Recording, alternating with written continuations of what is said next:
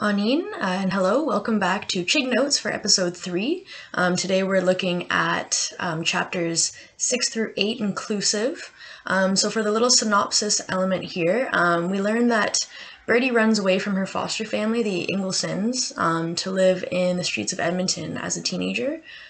She eventually is taken from the streets to the sand after a restaurant owner calls the fire department for her. She explains that she feels no safer in the sand than she does in the streets because it's so loud in the sand. And basically all she wants is just some silence and not to be seen. We learn that Birdie is covered in scars from burns, which as it turns out is a result of actually burning a home down with her Uncle Larry in it and ultimately actually killing him along the way. So that is definitely some more trauma sort of added to Birdie's character that we learn about.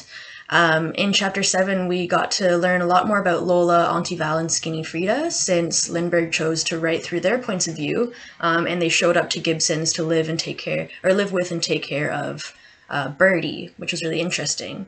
So through this, we learned that Lola has also been through physical abuse from her ex-partners, and she also cares pretty deeply about Birdie and her well-being, which is nice, and she has a very kind heart. We learned that Auntie Val sees Birdie kind of like no one else can, and that she knows Birdie will be okay one day and will sort of fight through this problem that she's going through right now. We learned that Skinny Frida, basically that she also has been through sexual abuse like Birdie with her uncles, and that she self-harms for this reason probably. And also that Frida is quite loud and sort of angry, and she uses that to fill the silence instead, which helps her distract from her own pain. During this time, Birdie has been in her changed sort of dreamlike state for about 4 days, and Frida is picking up some of her duties with Lola, and Auntie Val is taking care of Birdie while she's sort of away from herself.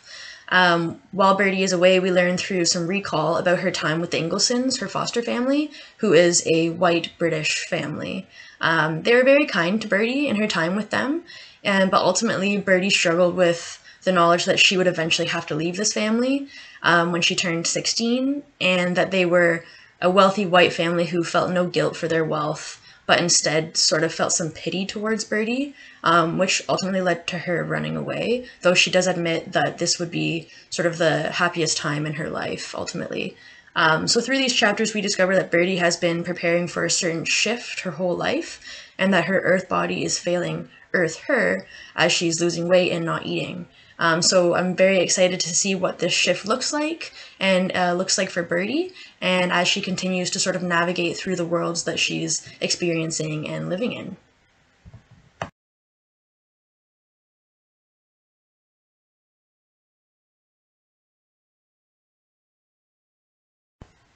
So for discussion question 1, which was in chapter 7, the author includes the perspectives of Lola, Aunt Val, and Frida.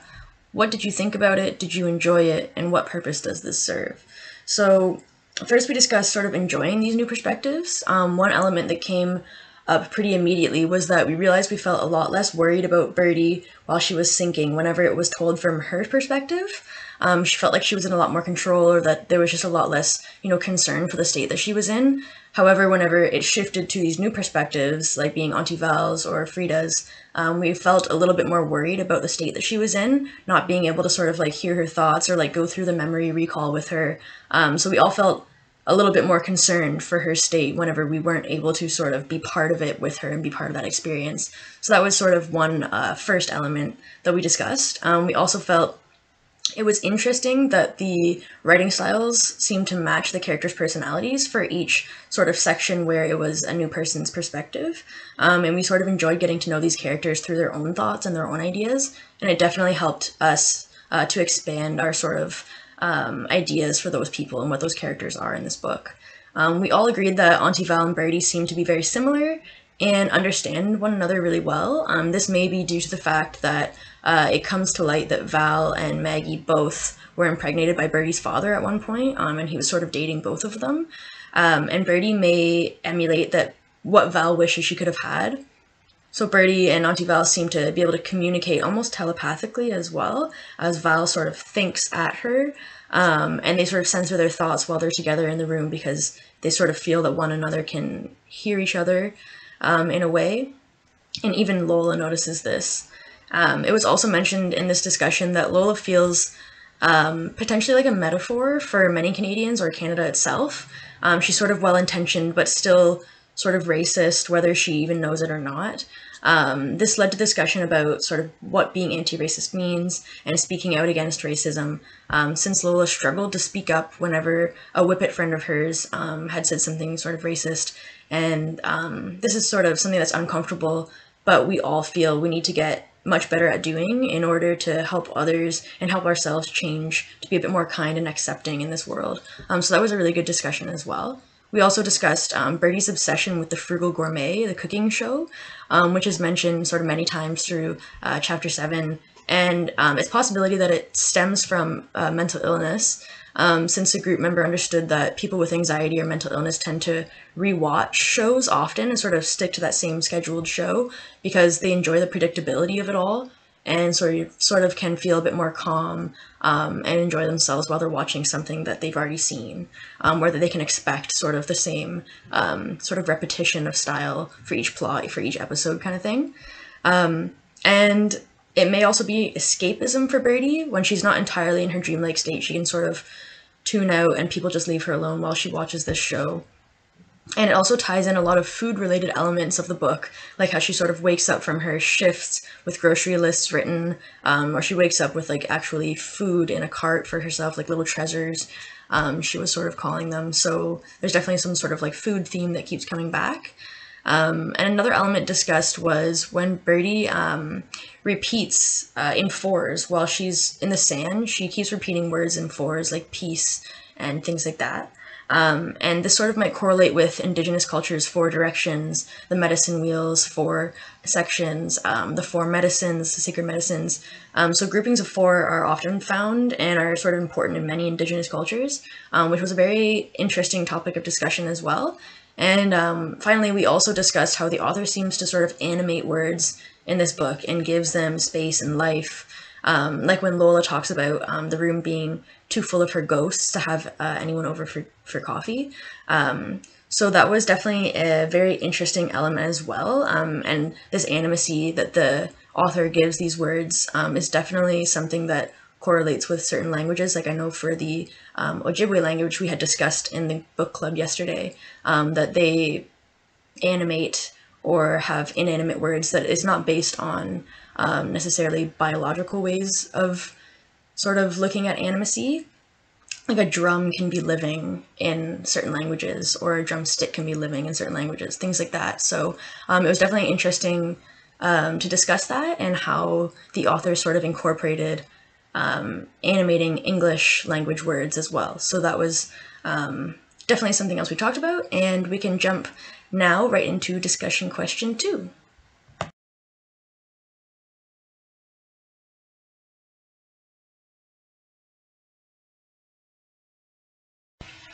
So for this question, which was, what do you think about Birdie's experience in foster care? What positive and or negative impacts did the Inglesons have on Birdie?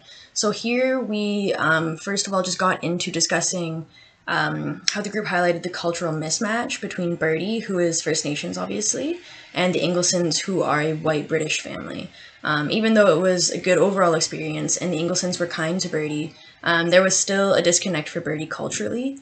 Often when children are placed into culturally mismatched homes, they still like to have a sense of belonging to community, we discussed, but Birdie had neither in this case, unfortunately. We discussed the efforts needed to place children in culturally relevant foster homes, even for reasons like eating familiar foods or their mental health and achieving a sense of belonging and more. We also discussed the possibility of the sense of superiority or sort of like white savior elements that were sensed from this memory that we were discussing. And then when the Inglesons assumed Birdie was stockpiling food because, you know, they had assumed that she was concerned that they would run out of food, that really came to light, this whole white savior complex idea.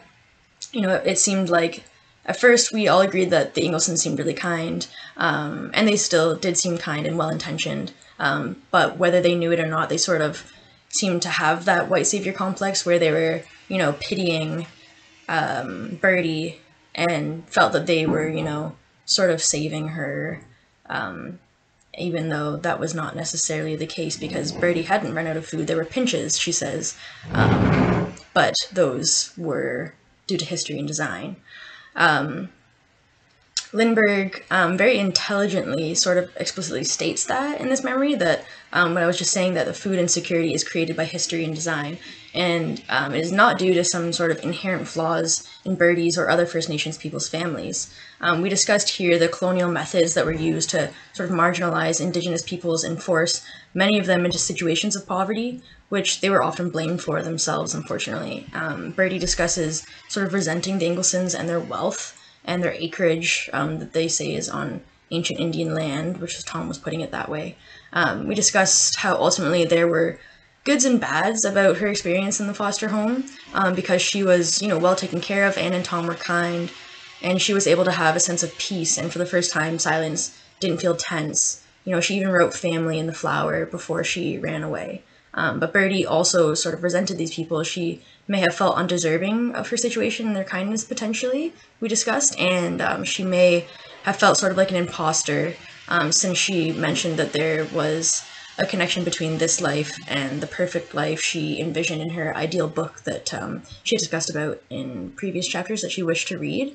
And there was potentially, the idea was discussed about her feeling potentially disloyal to her culture and her family by living with a white family, and she definitely was made fun of when she went back to the reserve, saying, oh, I hear you're living with a white family now. So there's definitely some barriers to connection whenever you are being judged for that situation as well by your peers. We also thought it was important at this time to discuss the difficulties of living off reserve and being an Indigenous group that did not sign treaties, and as this was mentioned in the book here, the issues mentioned of not having certain public provisions, but also being proud of being considered an independent nation that did not cede to colonial parties, feels like a struggle that many of us in this group could not sort of imagine coping with, sort of being proud of that, but also just lacking some of the public services that people really need nowadays because of the systems that we live in. So that was another topic of discussion. And finally, an interesting parallel which was made between Birdie and Harry Potter was discussed here too. So we sort of connected the bedroom under the stairs as well as the dinner parties that the Inglesons were throwing with family or friends, and sort of telling untrue stories about Birdie while she was, always sort of offering to like clean the table or like sort of like do dishes, things like that, right? So it was definitely an interesting connection, and it was questioned by a group member whether this connection was intentional from the author, so that non-Indigenous readers could potentially sympathize and relate with Birdie on a different level, since, Harry Potter is white, obviously, and many readers can sort of immediately attach certain emotions to this story and to Birdie based on how they felt about Harry while he lived with his awful uncle as well. So there was a bit of a parallel and a connection there, and we wondered, if that was intentional by Lindbergh or not, to sort of get those feelings from people without actually having to say more than, she lived under the stairs or things like that. And there's also a reference actually to being a half-breed, which was mentioned in this book, and which is sort of like used in a negative sense here, whereas in Harry Potter, they talk about half-bloods, which are also referenced negatively. So then we discussed, sort of blood quantum ideas again, and how that can really fuel unfair feelings of whether you merit being part of an Indigenous culture or not. For example, some Métis members were discussing that because they're a post-contact Indigenous group of people, there's a lot of sort of issues around whether or not you feel like you deserve to identify with that Indigenous culture, or whether or not, people will see you as being an imposter as well, because you aren't necessarily visibly Indigenous all the time, being Métis. And then there was also members discussing how First Nations people who, are living off reserve sort of struggle with that as well, if they're visibly Indigenous, visibly First Nations, but are lacking a bit of sense of connection to their culture because of sort of like all the colonial systems to assimilate people. So there was a good discussion again about blood quantum, ideas in relation to Harry Potter, of all things. So that was a super interesting discussion, and we can move on to the next discussion question.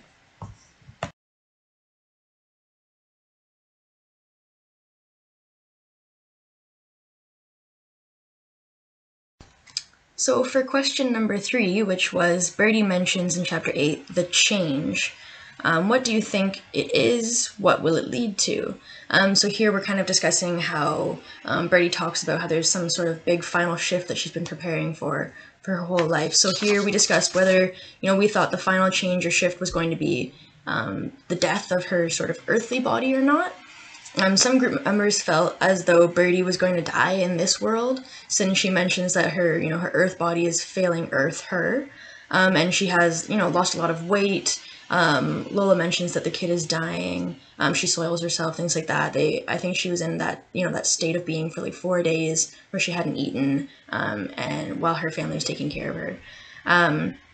But due to the sort of Indigenous element of this novel, we also discussed how it may be more so referenced as a shift because of the idea that no one, sort of truly dies. You become an ancestor who lives on with future generations. Others interpreted it as Birdie shifting and changing into sort of a new life and a new person as she overcomes a lot of the trauma which she was dealing with during her time while she's sinking in that sort of dreamlike state. So with Indigenous elements of changing, we discussed how perhaps she is changing into her true form as she's chosen, which is perhaps like a bird. So we just discussed a lot of like animalistic elements to this sort of shifting idea. This may be through, a physical death and reincarnation or what have you. But there are so many parallels in the chapters where she references, flying or behaving bird-like. A lot of her dreams sort of contain that content as well. And how she feels, safer wandering at night. She collects treasures like a lot of birds do, like magpies and crows, on top of her chosen name being Birdie as well. So there's sort of like an animalistic element that we discussed. And then we also discussed the shaman's death, and how the shift may be entirely mental and not physical at all.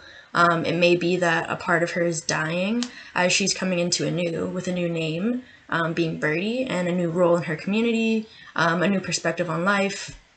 So it was mentioned that shamans go through many deaths and rebirths, and it is super important to the community that they let go of their old ways of being and change their perspectives. So this may be what is happening to Birdie. She may be letting go of that life and shifting into, rebirth into an entirely different sort of person with a new name and a new place in society. So we're definitely all looking forward to seeing where that goes and what this sort of big final shift that she's discussing is going to be.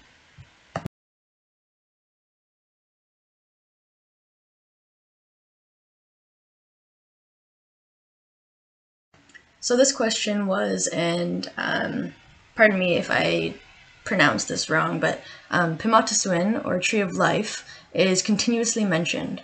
What meaning do you think this has? So here we discussed the possibility of the tree representing Birdie throughout the book, or her spirit. We talked about the story where the wolf runs circles on the land so nothing can grow, until one day one small, tiny tree grows, and the wolf ultimately runs into that tiny tree and dies because he was too greedy. We talked about how this scene is maybe, the wolf is Uncle Larry, who is greedy and who hasn't been letting Birdie grow or flourish, but her resilience and spirit is the small tree growing, which kills the wolf, which Birdie ultimately did do. It is maybe also like a premonition that Birdie will continue to be resilient and overcome, to some degree, the trauma from her childhood. It is also mentioned that the tree is dying at one point in the book. It has no food. I believe this was in a dream. And Lola is there saying, the tree is dying. It doesn't have any food, which could also represent Birdie, who is, not eating and seemingly dying in these chapters as well. So we discussed that as being sort of indicatory that the tree represents Birdie in this book. One group member looked up the translation of Pimatasuin and discovered that it also can be interpreted as the good life. So we discussed that, and so perhaps, the wolf in the story again, the little tree is Birdie, and the little tree is Birdie's good life coming to light, and that does kill the uncle or wolf. And the final connection made was that Auntie Val looks through the medical records of Birdie, and it was stated that the patient, which was Birdie, mutters tree killer. So either, her good life is being destroyed by someone. She's accusing someone of being a tree killer. So we thought maybe Uncle Larry was sort of ruining her life or her good life, or that the people at the sand were doing this, but she does mutter that as well. And some final elements discussed were some reasons why the uncles were so abusive in the first place. We thought that was important to just add to this discussion. And, we discussed how residential school trauma or intergenerational trauma, poor health services, amongst other just general, things that Indigenous people have to go through, can lead to this type of behavior, unfortunately, at times. Many victims of residential schools were removed from their families and therefore didn't grow up with parents. So with that, it's difficult to become a parent yourself and understand, great ways of raising children whenever you weren't raised by parents yourself and you were raised in a residential school system. And many were also sexually abused at the residential schools at that time, and some people deal with that trauma, unfortunately, by perpetuating it. We also discussed racism in the healthcare system again, but also some steps that are going in the right direction in that as well, which is good. And we also discussed how prison sort of re-traumatizes people, so sending these people to prison isn't helping them become reformed or deal with the core issues, unfortunately. So talking about sort of reforming that system so that people themselves can become reformed, and just dealing with why they were there in the first place so that they stop abusing others. So there were, again, this time, many interesting topics discussed this week. We look forward to next week's discussion. We hope that you're going to join us again. Thank you, miigwech, and see you next time on ChigNotes.